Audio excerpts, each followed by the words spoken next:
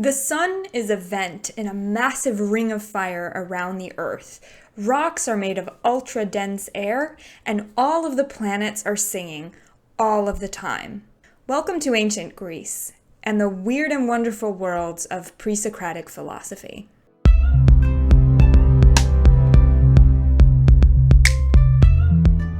The name Presocratic implies before Socrates, and while this isn't strictly chronologically true for every philosopher that's grouped under this category, it does mean that they were working in a period spanning roughly 600 to 400 BC. This is a very long time ago, and so much of the knowledge that we take for granted today and that has shaped our worldview without us even really noticing it didn't exist yet. For example, the foundational texts of countless disciplines in the West, from biology to politics, can be traced back to Plato and or Aristotle, neither of whom was even born yet. In fact, it's so long ago that most of our knowledge of the Presocratics' ideas comes from fragments or quotations in later sources, because most of their original writings have been lost. Nevertheless, we do know that the Presocratics had some wild and often very beautiful ideas about how the universe was put together, and that's what we're going to be taking a look at today. By the way, welcome to Armchair Alchemy. I am the Armchair Alchemist. I talk about the intriguing and esoteric topics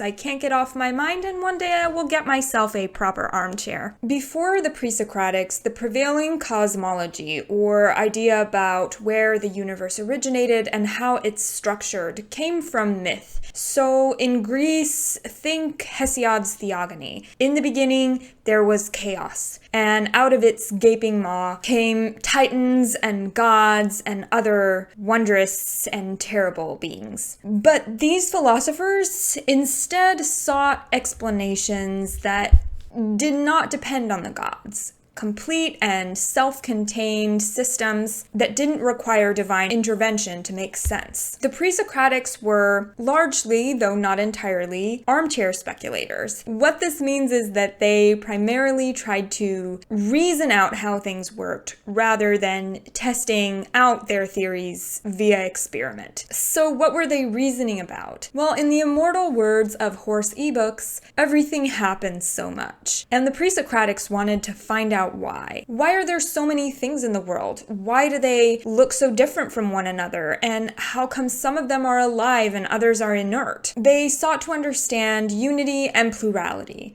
permanence and change. A primary concern was the search for arche, or a first principle from which everything else springs and will one day inevitably dissolve back into. So let's get started with a little sampler plate of Presocratic philosophers and what they thought made the world go round.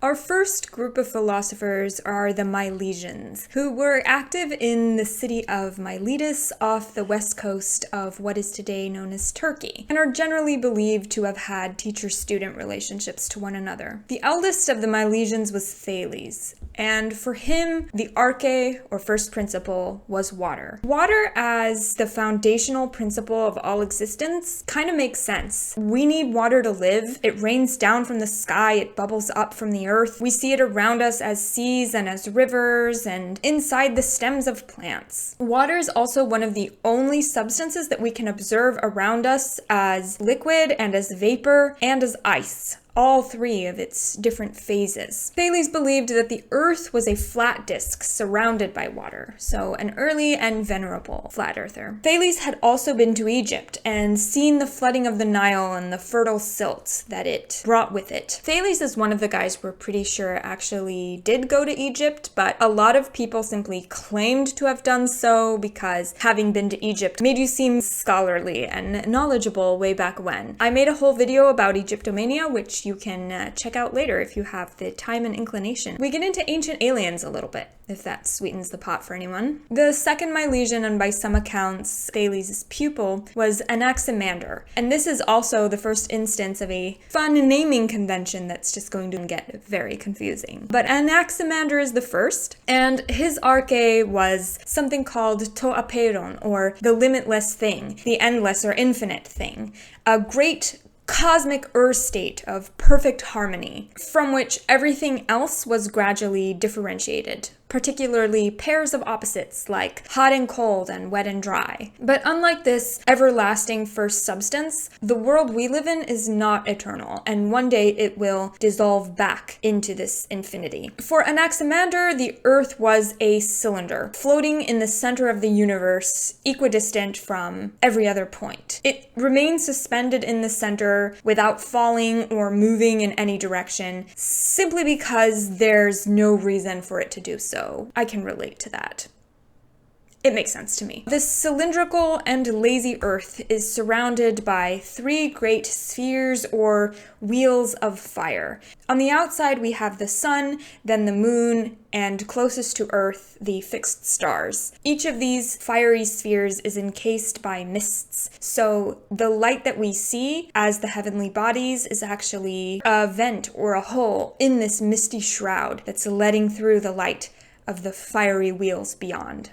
The third Milesian is Anaximenes. See what I'm getting at here with the name thing? And his arche was air. Air is often identified with the breath of life or even with the soul. Of course, as a substance, air is very necessary for life, but it's also very neutral and lacks observable characteristics. From this very neutral substance, how do we get everything that we see around us? Anaximenes believed that different materials are the result of a process of thickening and thinning. So when air gets thinner and more rarefied, it turns into fire, the finest form of air. And then as it gradually gets denser and thicker, we get the wind, the clouds, water, earth, and finally stone. But it's all air, just in different densities. Anaximenes allegedly justified this claim by a sort of little experiment that you can easily do at home. You can test this by blowing air onto your palm with your mouth open like this, and feel that this thinner air that you're blowing out feels hot compared to if you blow on your palm with pursed lips, and this denser stream of air is going to feel considerably colder. Science. Anaximenes also considered the Earth to be a flat disk that was held up by the air, covering it kind of like a lid. He believed that the moon, sun, and stars were also flat and that they emerge through the exhalations that rise from the Earth, which become hotter and fiery as they thin out. Next, we have a guy whom you may know as the guy behind this theorem that elementary school children have been learning ever since. But Pythagoras was something far more interesting than a mathematician. He was actually some sort of cult leader, maybe. In any case, he was the main figure of some sort of religious group. They believed in reincarnation and had a lot of very specific rules for living, such as not stirring the fire with a sword, not feeding animals with crooked claws, and the infamous thing about beans. No beans allowed. It's not always clear which ideas came from Pythagoras himself and which were developed or even invented by his followers, so it's more accurate to speak of the Pythagoreans than of Pythagoras alone. As the triangle thing may have sort of given away, they were really into math. For them, the arche had to do with numbers and relationships between numbers. Essentially, mathematical harmonies are the key to the secrets of the universe.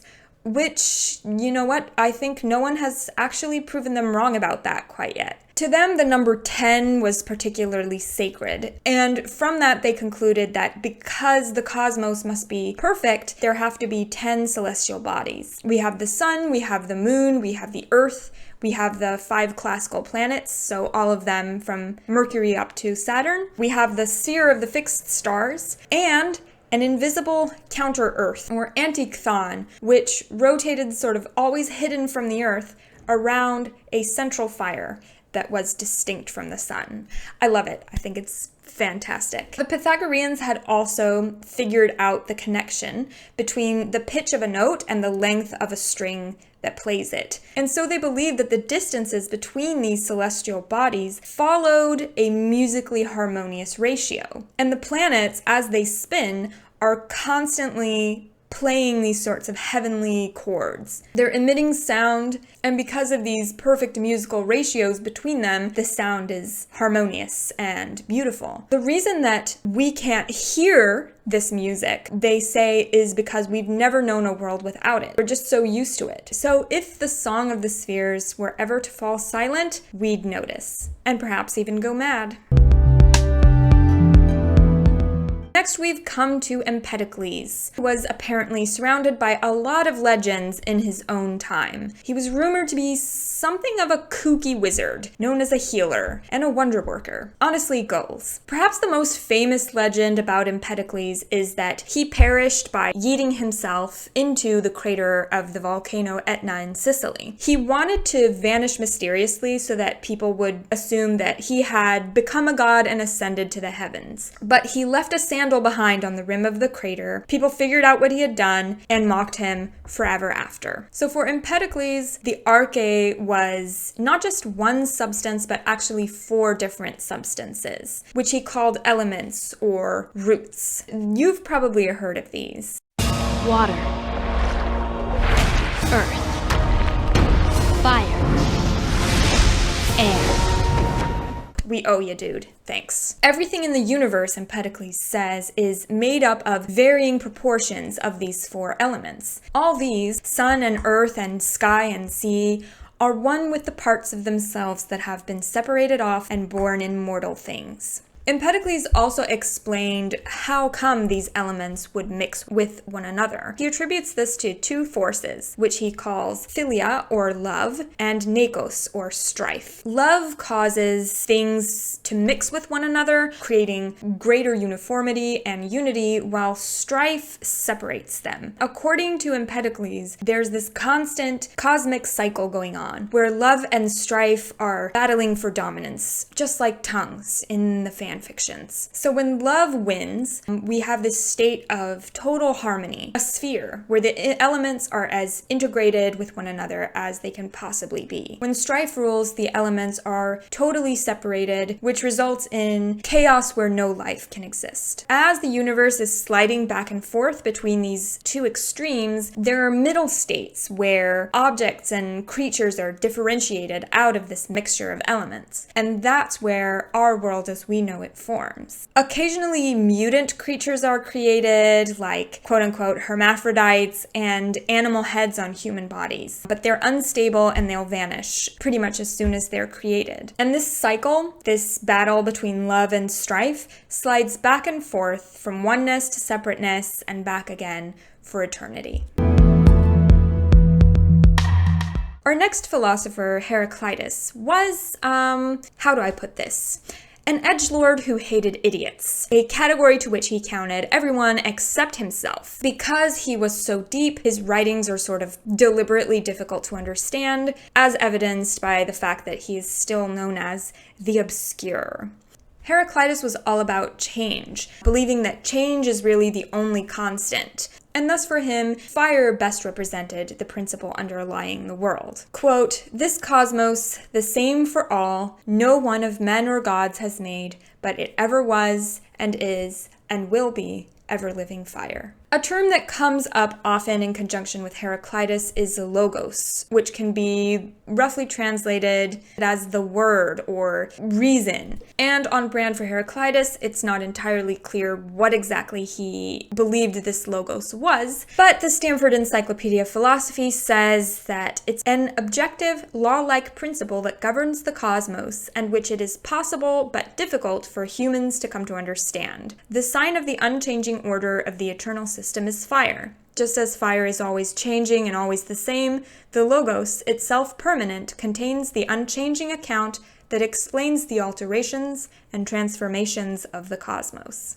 Heraclitus believed that conflict and tension were what kept the world turning. He's quoted to have said that war is the father of all.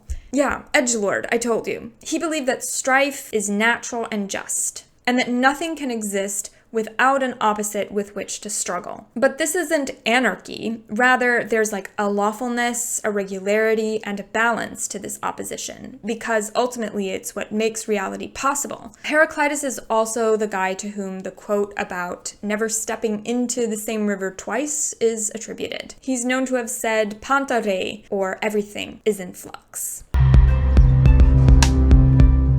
Our next guy is one who you will definitely soon begin confusing with two of our previous guys, because his name is Anaxagoras. Anaxagoras' theory was that everything is made up of seeds, and that these seeds were originally in a uniform mixture. But then there came a force, which he calls nous, which means intellect or mind, that set all of this in motion. It created sort of this whirlpool movement that caused the seeds to mix together in new forms and create the forms that we can see all around us. Nous is not an incorporeal force, but rather the finest and thinnest of all substances. It has awareness and it has control, particularly over those things that have souls. Each one of these seeds contained small shares of everything else. Things appear to be different from one another because there are certain characteristics that predominate in those objects, but that doesn't mean that all the other characteristics are absent.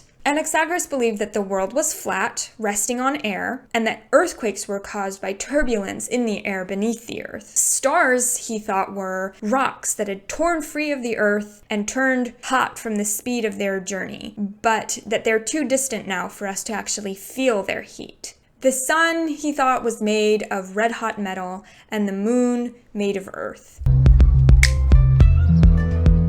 So this idea of different types of seeds with predominant characteristics may or may not have been an influence on the Atomists, Leucippus and Democritus. This is where this Presocratic label starts to get a bit inaccurate, because Democritus was contemporary with and even outlived Socrates, but nevertheless. There is some historical debate as to whether or not Leucippus even existed, but he was the teacher of Democritus. And Democritus was known as the laughing philosopher, and he looks like he's having a great time in most later depictions of him. He was laughing at the folly of humanity, by the way. For them, the arche was atoms, tiny, indivisible particles that had slightly different shapes and textures, which would then hook together to form the objects that we can see. All that exists is matter in the form of these atoms and void in between the atoms. The only objective properties the atoms have are their size and their shape. Everything else, like color and flavor,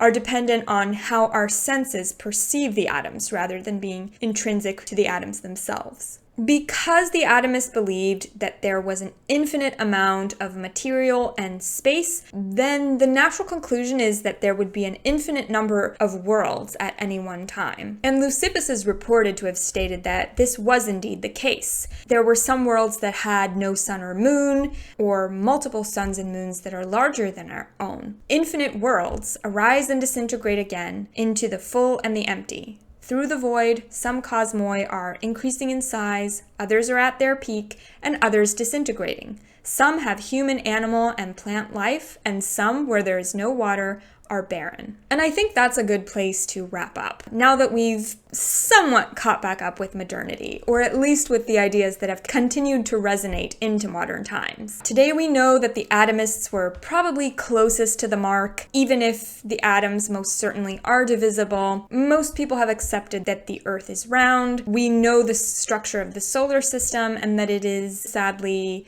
bereft of great rings of cosmic fire. But we still wonder where it all came from. What set everything in motion? The same questions being asked 2,500 years ago, and that these philosophers provided very strange and beautiful answers to. Things change but stay the same, as Heraclitus the Edgelord might say. There are several other pre-Socratic philosophers who I haven't mentioned in this video, such as Zeno with his paradoxes, and Xenophanes, who suggested that if animals had gods, they would be animals. animal gods, and maybe most importantly, Parmenides, who argued that there's no such thing as change and that everything is actually in stasis all of the time. If you want to learn more, any history of Western philosophy should open with a little section about them. But I skipped these people because they didn't have as many cool things to say about what sort of weird stuff is whirling around out in the cosmos. Sorry. For me, the cosmology is just the most fascinating aspect of this. A glimpse into these mystical and dramatic and alien worlds that are still, in a sense, our own. So if you made it all the way here, thank you so much for watching. Like, subscribe, you know what to do, you've been on YouTube before. Stay tuned for more armchair alchemy in the future, and have a wonderful rest of your day.